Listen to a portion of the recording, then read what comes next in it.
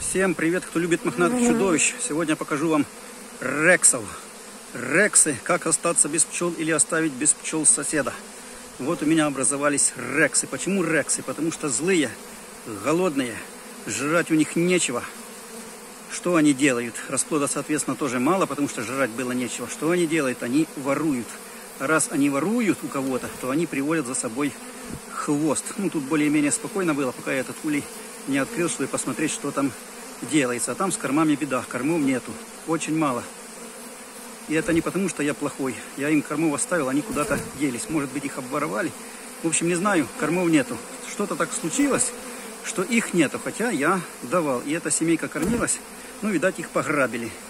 И на сегодняшний день семейка не слабая, но без кормов. К улью подойти невозможно. Я только открыл улей и сразу понял, что здесь беда, потому что начали бросаться на меня злые. Если пчелы голодные, то они злые. И вот видно драки.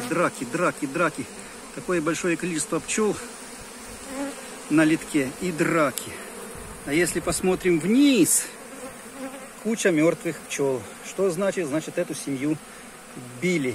И били беспощадно. Притом у этой семьи есть еще открытый расплод. Вроде должны защищаться. Почему так произошло, не знаю.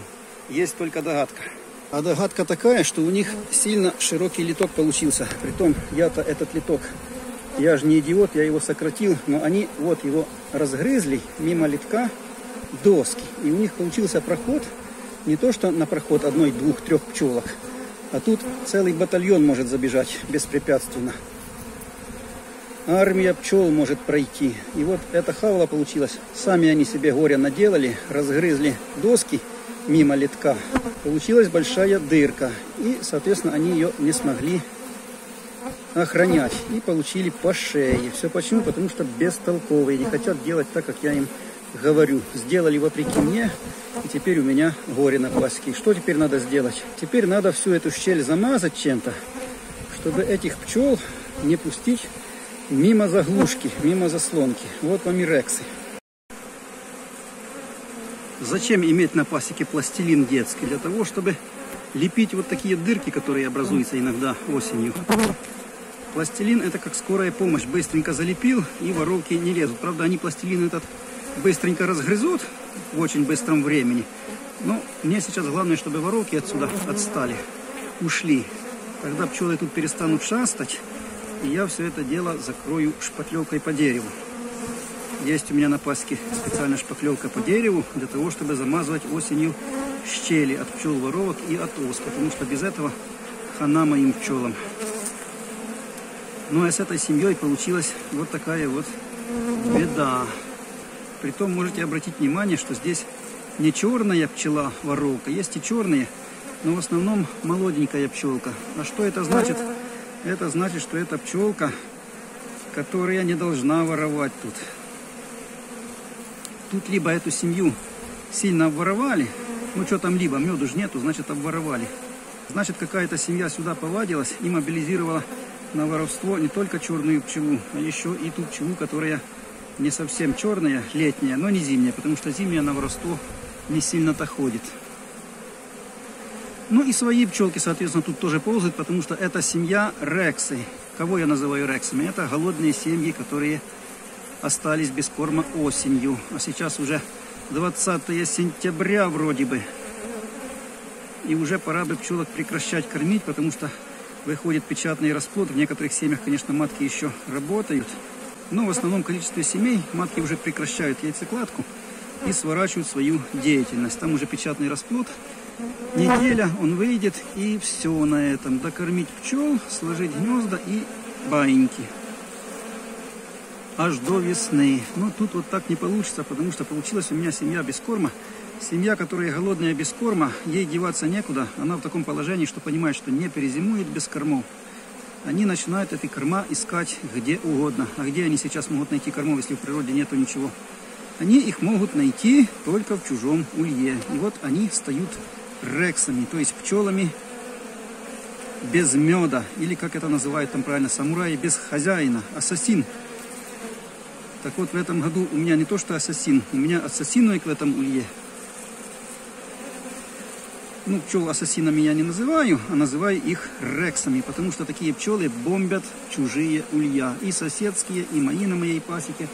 Грабят где только можно, находят более-менее слабенькую семью или семью, которую вы прошляпили. А я всегда говорю, ставьте расплод напротив литка, потому что если расплод не напротив литка, пчелы литок не охраняют. Вот находят такие семьи, где пчелы не охраняют литок. И начинают эти рексы со страшной скоростью такие семьи выбивать. Безматочные семьи тоже попадают под эту раздачу, потому что семьи без матки не защищаются. Как только матка прекращает свою яйцекладку, пчелы теряют индивидуальность и начинают пускать всех подряд. И тут им прилетает. Поэтому нельзя держать открытыми литки, если активный лед, а матка уже яиц не откладывает. Но сейчас в основных семьях матки еще яйца откладывают. Правда, уже очень-очень мало. И что нас ждет в октябре месяце, если не похолодает? Правильно. У нас индивидуальность семьи утратят, а лед будет. И будет страшное воровство. Поэтому надо готовиться. Это у нас теперь каждый год, не только в этом году.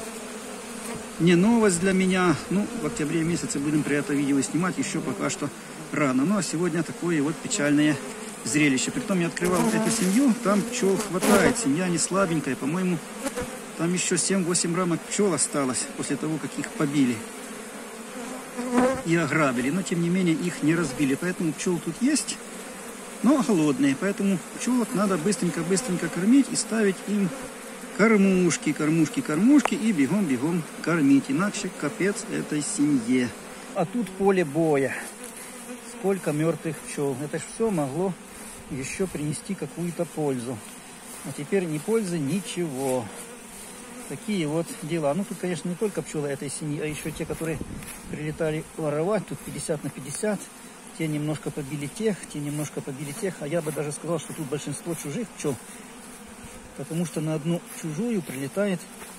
То есть одну чужую пчелу бьют несколько своих. Поэтому тут, конечно, может такое быть, что чужих побольше, но все равно печально. Потому что если бы у меня был один улей, то фиг бы с ним. А так как это у меня много ульев, то вполне возможно, что это мои пчелки из других ульев. А тут добрых 2 рамки пчел набито. Вот такие вот дела. Так вот, осенью надо быть внимательным. Смотрите на низ, на травку. Есть побоище. Значит, у семьи непорядок. Раз она пустила воровок, раз допустила воровство, потому что нормальная, благополучная, сильная семья воровок в улей не пустит. Раз они пустили воровок, если бы они не пустили воровок в середину улья, битвы бы не было. Потому что прогнали бы, да и воровки больше бы не прилетели. А раз воровка зашла в улей, что-то украла, полетела домой, рассказала, и сюда прилетела гусбригада, толпа целая. И началась драка грандиозная. Значит, что? Пчелы не смогли охранять свой литок. Почему не смогли охранять, я вам уже показал. Это случилось на ближайших там пару дней, ну, может, 3-4 дня назад. Такие вот у меня печальные дела.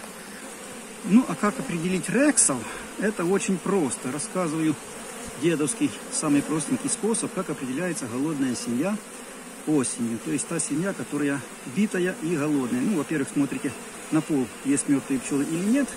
Если нет, то просто идете и становитесь возле литка. И просто стоите. Если пчелы вас облетают спокойно и лезут себе в литок, ну, в это время большого лета не должно быть, потому что все пчелы должны быть в ульях. Нечего в природе собирать, нету нектара.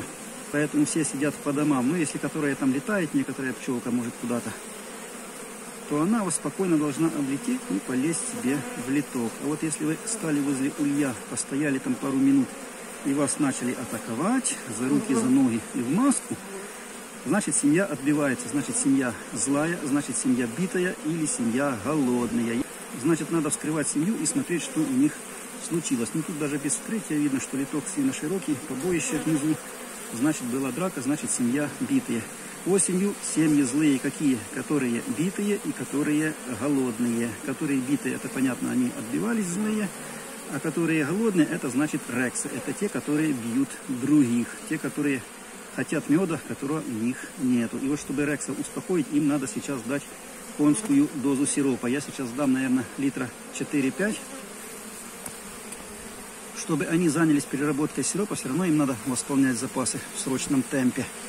И при том такое большое количество сиропа их присадит резко в улей. И эти рексы перестанут шастать по пасеке и воровать. Потому что пчелы не только воруют, они за собой приводят хвост, то есть чужих пчел в свой улей. Такие вот у меня дела произошли. Печально, конечно, ну что сделаешь. Бывает и такая ситуация, тоже показываю. Не доглядел того, что пчелы разгрызли у меня литок. Моя вина, конечно, не доглядел. Ну, правда, они разгрызли его буквально за несколько дней, а я на пасеке не был, наверное, неделю, может, чуть меньше. Вот как раз и получилось. В общем, осенью пасеку надо посещать почаще, а не забивать на нее.